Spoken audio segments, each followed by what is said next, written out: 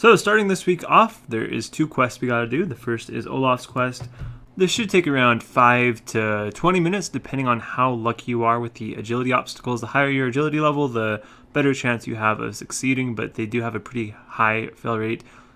If you're anywhere between like level 50, if you're like below level 60, they have a really high fail rate. This quest unlocks us access to the brine rats, which is the reason why we're doing it, because that is, you have to kill a brine rat for one of the diary requirements. Next up is Between a Rock. Once again, we're doing this for a diary requirement. And this one should take around 15 to 20 minutes. When you finish it, you unlock the ability to smith gold helmets and the ability to teleport to Don Dawkins' rock with the Ring of Wealth.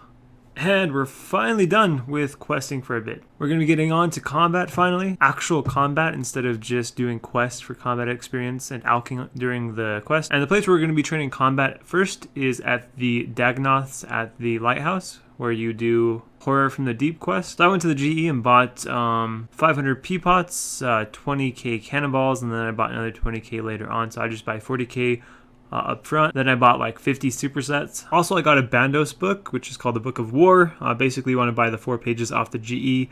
Book of War page 1, 2, 3, and 4. And then you go over to the lighthouse, you go up the stairs, you talk to the guy from the quest and click on rewards from him, and there should be a like brown book. You want to get that one and use the pages on it, and then the book's complete, and it gives you 2 strength bonus in your shield slot, which is the best thing that we have until we can get to the Warriors Guild.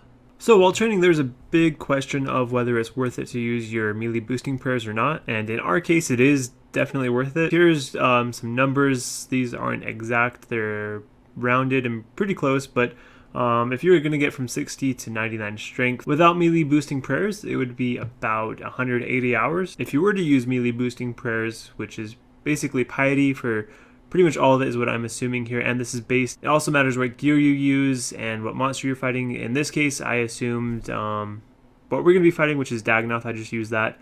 Most monsters that you're going to be training on, or anything you're fighting while doing Slayer, will probably have pretty low defense, probably not too much different from a Dagnoth. And I assume that you're using Prosy, a Blessing, a Fury, so you have a pretty decent prayer bonus. And so with using melee prayers, it should take about 150 hours instead of 180. So you're saving 30 hours by using those prayers. And in that prayer setup, I calculated you should have 25 prayer bonus. And with 70 prayer, you should use about 3,050 prayer pots in those 150 hours. So in other words, you are saving 30 hours of training, and you are spending an extra 31.5 mil in GP. So in other words, it's worth it if you can make at least 1.05 mil per hour. And with Black Chins, we can make well over that, so it's definitely worth it in our case.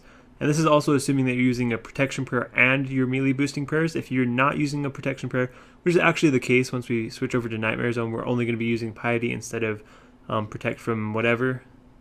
And in that case, you only have to make about 700k per hour for it to be worth it. And then as for if it's worth it to switch out Prosy and your Fury for like torture and that sort of stuff, so that you have a lower prayer bonus, but you have a little bit higher strength bonus. The DPS you gain from that is not that great, and the lower prayer bonus actually has a pretty big effect on how many prayer potions you're going to use. You have to be making about 2 mil per hour for it to be worth it if you're only using your piety.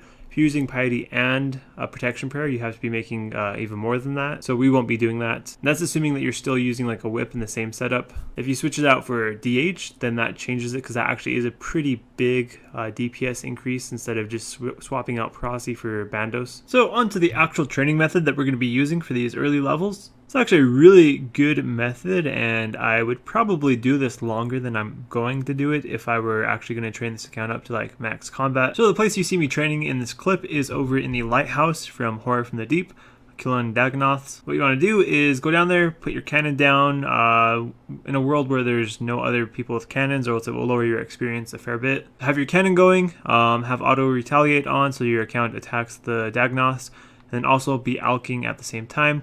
You want to kind of time your alks though, so you don't interrupt your melee attacks. And while killing these, you'll get Snapdragon Seeds and Torstal Seeds and Ensouled Dagnoth Heads. Those are the 3 things that I picked up. There's other less valuable drops you can pick up as well, which would help offset the cost here, but I didn't bother with those.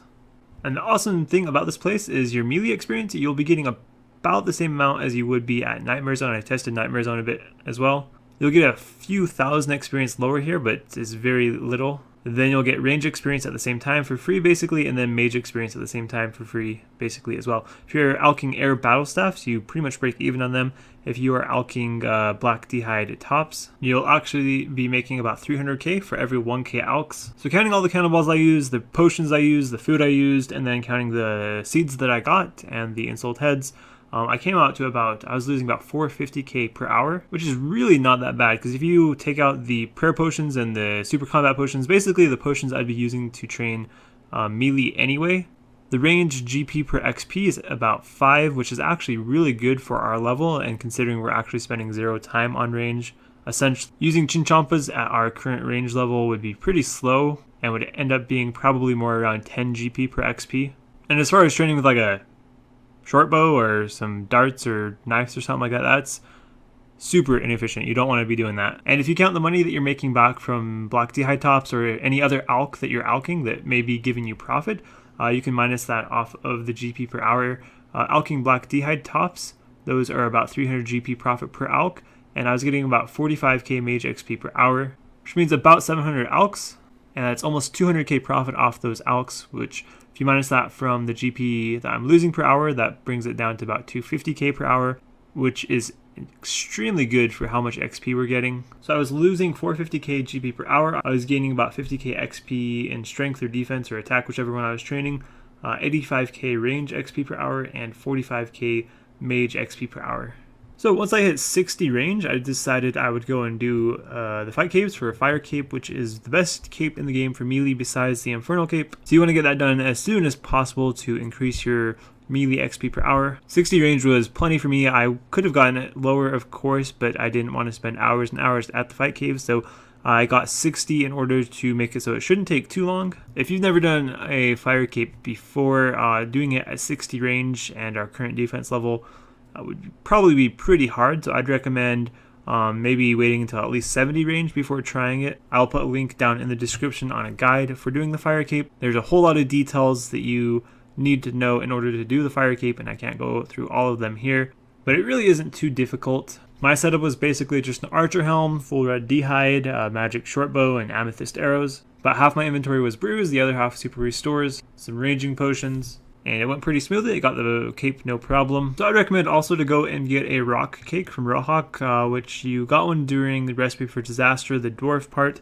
You just go to him. He's over near the Heroes Guild. You go down some stairs. But anyway, it costs like 200 GP or something like that. And we'll be using the rock cake later on in Nightmare Zone. I went to test out Nightmare Zone, and it wasn't that great. So just stick with Dagonoth's cannoning and alching for now. And so for this week, I ended off with 65 range, 60 attack, 60 strength, and 51 defense. And I'm planning on sticking with Dags until 70 range. That's all the range level we need for this account. It may be efficient to continue using this training method past 70 range, but for now, that is where I'm planning on switching over to Nightmare Zone. And that is it for this week. So thank you guys all for watching. See you in the next video.